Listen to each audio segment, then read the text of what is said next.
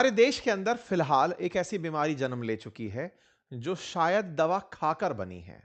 एक ऐसी बीमारी जन्म ले चुकी है जो शायद अस्पताल जाकर बनी है और बीमारी का नाम है anti anti microbial resistance. Anti microbial resistance एक ऐसी बीमारी बन चुकी है जिसके देखकर खुद प्रधानमंत्री को इस बार रवि अपनी मन की बात में जिक्र करते हुए कहना पड़ा कि देशवासियों, कृपया इस बीमारी से ग्रसित मत बनो। और यह बीमारी हो क्यों रही है जानकर आप आश्चर्य करेंगे, दवा खाने के कारण।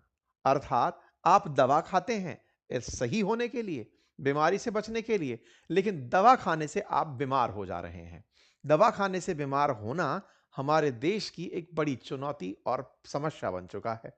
सवाल यह है कि दवा खाकर बीमार होने की इस परेशानी में कौन सी दवा है जिसको खाकर हम बीमार हो रहे हैं। और आप में से कई लिसनर कहेंगे हम तो रेगुलर दवा खाते हैं, हम तो बीमार हुए ही नहीं। तो आइए आपको जिक्र करते हैं मन की बात के उस सेशन का जिसमें प्रधानमंत्री ने अपने भाषण में इस बात का जिक्र किया और कहा कि एंटीबायोटिक दवाओं के दुरुपयोग से दिक्कतें हो रही हैं। एंटीबायोटिक एंटीबायोटिक दवाइयां क्या होती हैं ये हम समझेंगे। साथ ही साथ आपने अपनी बात करते हुए कहा कि ICMR, that is Indian council medical research, जो है भारतीय चिकित्सा अनुसंधान परिषद, उसका रिपोर्ट का अपने हवाला देते हुए प्रधानमंत्री ने कहा कि अब उस रिपोर्ट से पता चलता है कि बहुत सारे लोगों पर एंटीबायोटिक के अत्यधिक सेवन से दवाइयां असर करना बंद कर रही हैं।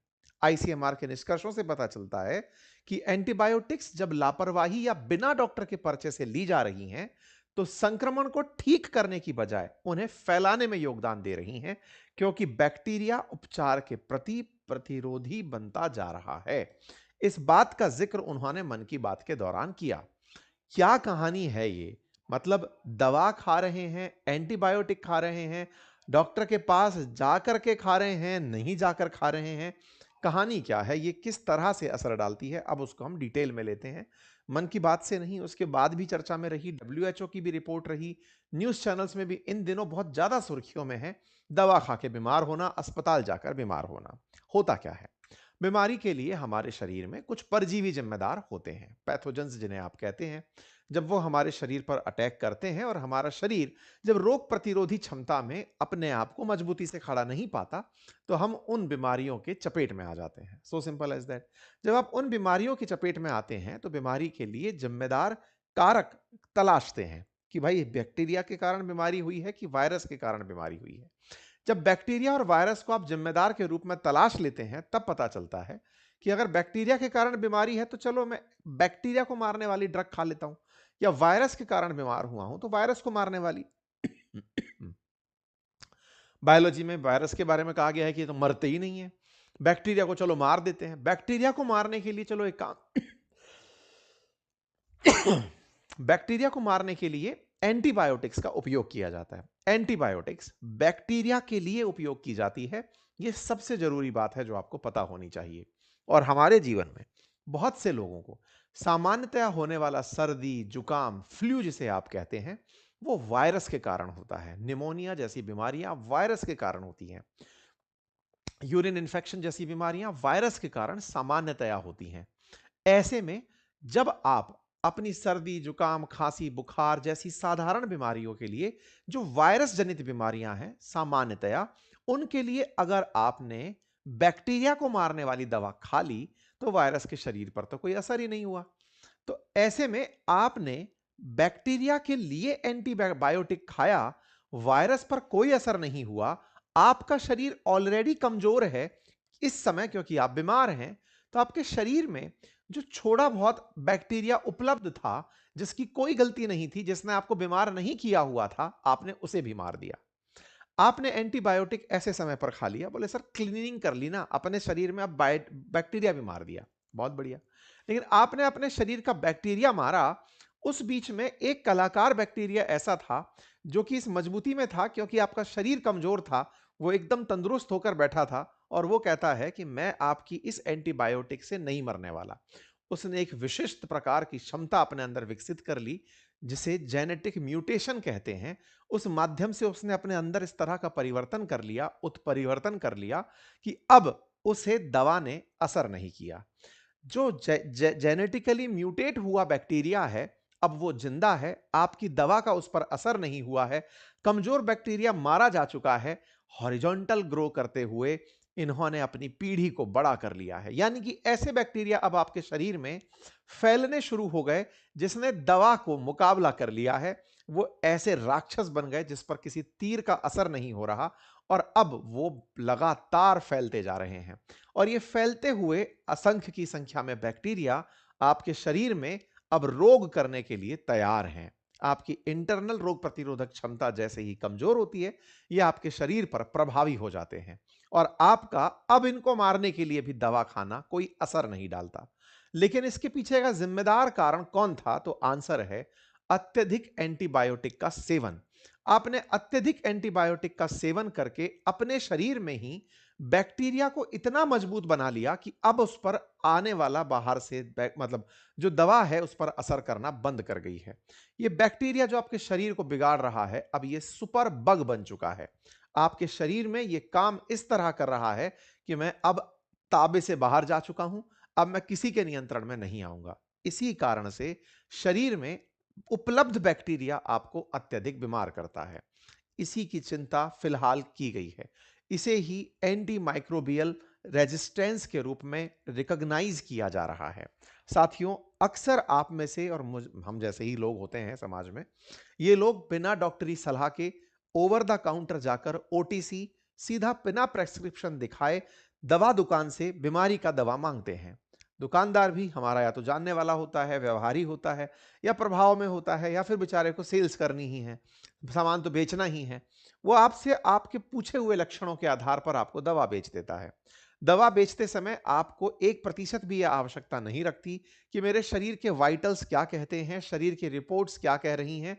हमारे देश में किसी डॉक्टर ने अगर आपको जांच कराने के लिए कह दिया, तो हम डॉक्टर को बायकॉट कर देते हैं। ये समझते हैं अनुभवी नहीं है, इन्हें पता ही नहीं है कि बीमारी चल क्या रही है, और ऐसा मानते हुए हम उस डॉक्टर को बेहतर मानते हैं जिसने बस सर पर हाथ रखा, हाथ की नब्ज पकड़ी, और उसने सब तरह का बीमारी का इलाज समझ लिया कि हाँ हाँ हाँ हाँ, आपको ये बीमारी हुई होगी, लीजिए ये खाइए। सिम्टम्स को देख करके इलाज करने वाले डॉक्टर्स को हम अच्छा मानने लगते हैं। हम ये भूल जाते हैं कि आपके शरीर के अंदर कई और तरह के पैमाने हैं जो रिपोर्ट्स के माध्यम से पता चलते हैं। इसीलिए अगर आप किसी डॉक्टर को दिखाने जाएं और आपसे अगर वो ये कहें कि आप इसकी जांच करा लीजिए और ब्लड रिपोर्ट लेकर मेरे साथ आइए, उन्हें बुरा मत मानिए। हो सकता है कि वो आपको एक बार के लिए एडिशनल खर्चा लगे, लेकिन वो आपको लंबी जिंदगी बख्श रहा है। और उसके बाद वो डॉक्टर अच्छा मानिए जो आपकी रिपोर्ट देखने के बाद कम से कम दवाइयां लिखे। रिपोर्ट में पैसा लग गया, ठीक है, दवा कम से कम लिखे तो समझिए डॉक्टर अच्छा है। और अगर रिपोर्ट भी करवा लिया तो उसने तो दुकान चला ली, और उसके बाद दवाई भी बैग भर के दे दी, तो समझ लो अगली बार उसके पास नहीं जाना है। इस थॉट के साथ आप अपने आप को इस बीमारी से बचा पाएंगे, क्योंकि आपने ऐसे बहुत से डॉक्टर्स को दिखा दिखा के सिम्टम्स के आधार पर या फिर दुकानों पर जाकर के दवाइयां लेकर, एंटीबायोटिक लेकर शरीर को नुकसान पहुंचाया है। बहुत सी दिमाग बीमारियां जैसे गले का bacterial infection, pneumonia, typhoid, TB, urine infection, ये सारी वो बीमारियां हैं जो कि एंटीबायोटिक का उपयोग आमतौर पर इन लोगों के द्वारा किया जाता है। लेकिन सर्दी, जुकाम, फ्लू, डेंगू, कोविड-19, वायरल बुखार, इनमें एंटीबैक्टीरिया का यूज नहीं होता है, यानी कि एंटीबायोटिक का यूज नहीं किया जाता है। डब्ल्यूएचओ को बकायदा कोविड-19 में इस बात के लिए बार बार चिल्लाना पड़ा, लिखना पड़ा, एंटीबायोटिक डू नॉट प्रिवेंट और ट्रीट कोविड-19, क्योंकि कोरोना वायरस जनित बीमारी है। वायरस जनित बीमारियों पर एंटीबायोटिक का कोई असर नहीं होता, यह बताना पड़ा डब्ल्यूएचओ को। लेकिन उसके बावजूद भी लैंसेट की रिपोर्ट कहती है कि विश्व ने कोविड के समय पर दबा दबा करके एंटीबायोटिक्स खाई हैं, क्योंकि उन्हें लगता था कि उनकी तबीयत के अंदर जो कमजोरी आई है यह बैक्टीरिया जनित है, और इसे वो एंटीबायोटिक खाकर सही कर लेंगे। मेरे प्यारे साथियों, जिस चीज की सरकार फिलहाल जिद कर रही है, हमने इस पर पहले भी बहुत सेशन किए हैं। सरकार आपको अवेयर कर रही है, और इसी अवेयरनेस में आप और हम चर्चा कर रहे हैं कि आप सभी एंटीबायोटिक के अत्यधिक उपयोग से बचें, क्योंकि शरीर एंटी माइक्रोबियल रेजिस्टेंस होता चला जा रहा है। आने वाले समय में फिर जब आप कभी एंटीबायोटिक लेंगे, आपके शरीर पर वो असर डालना बंद हो जाएंगी। एक अच्छा उदाहरण इसको समझने के लिए हो सकता है कि घर में रखा चाकू सब्जी, फल काटने के लिए हो सकता है, लेकिन आप उससे अगर खुद को नुकसान पहुंचा रहे हैं, यही बात बिल्कुल एंटीबायोटिक पर लागू होती है। साथियों, दुनिया में भारत एंटीबायोटिक कंजप्शंस में लीडर है। 103% का इजाफा 2000 से वर्ष 2015 के बीच में भारत के अंदर कंजप्शन इंक्रीज हुआ है और हमारे देश में इसी कारण से एंटी माइक्रोबियल रेजिस्टेंस लगातार बढ़ता जा रहा है। 70% जो हॉस्पिटलाइज्ड पेशेंट्स हैं इंडिया के अंदर, उन्हें एंटीबायोटिक दे ही दिया जाता है। कुछ भी कारण हो सकते हैं कि ठीक है, ले आओ साहब, एंटीबायोटिक तो दे ही दो। इससे अंदाजा लगाइए कि हमारे देश के अंदर एंटीबायोटिक की जो खपत है, वो साल दर साल किस तेजी से बढ़ती जा रही है। जानकर आश्चर्य करेंगे कि हमारे देश में एजिथ्रोमाइसिन नाम की जो एंटीबायोटिक है, ये सबसे ज्यादा खाई जाने वाली एंटीबायोटिक बन चुकी है। और इनमें से आधी एंटीबायोटिक्स जो डॉक्टर्स प्रेस्क्राइब करते हैं, उन्होंने शरीर पे काम करना लगभग बंद कर दिया है। और बैक्टीरिया जो आपके शरीर में प्रेजेंट है, वो अब किसी से दब नहीं रहा है, वो सुपर बग बन चुका है। ऐसे में भारत के लिए यह अत्यंत आवश्यक है कि वो बैक्टीरिया के विस्तार को रोके और एंटीबायोटिक से, जो एंटीबायोटिक का इस्तेमाल ही रोके, अगर आप वाकई में आगे रहना चाहते हैं। डब्ल्यूएचओ का मानना है कि 2019 में दवाओं का असर ना होने के चलते 12.7 लाख लोगों की मौतें हुई, जबकि 49.5 लाख मौतों के लिए यह इनडायरेक्ट रूप से जिम्मेदार था। इससे आप अंदाजा लगाइए कि जब आपके शरीर में दवाएं असर नहीं कर रही, तो जो बीमारी है वो असर करेगी, और उस बीमारी के असर से जिस तरह का बीमारी का असर होगा, उसके परिणाम आपके सामने नंबर्स में दिखाई दे रहे हैं। सवाल बनता है कि हमारे देश के अंदर कौन से एंटीबायोटिक हैं जो बेअसर हो रहे हैं।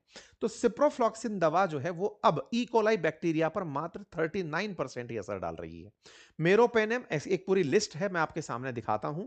इन एंटीबायोटिक्स की अगर आप लिस्ट देखेंगे तो आप आश्चर्य करेंगे कि फिलहाल जैसे ये कार्बोपेनम है, अब ये केवल 3% ही काम कर पा रही है, ऐसा मेडिकल रिसर्च रिपोर्ट्स में पता चलता है।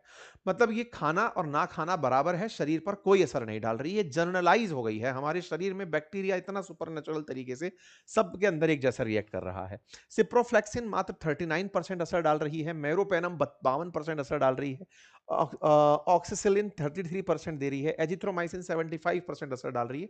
अदरवाइज शरीर पर ये असर ही नहीं डाल रहे हैं। ये अपने आप में एक बड़ा बड़ा बवाल है, बड़ा टेंशन का मुद्दा है। इसे समझने की आवश्यकता है।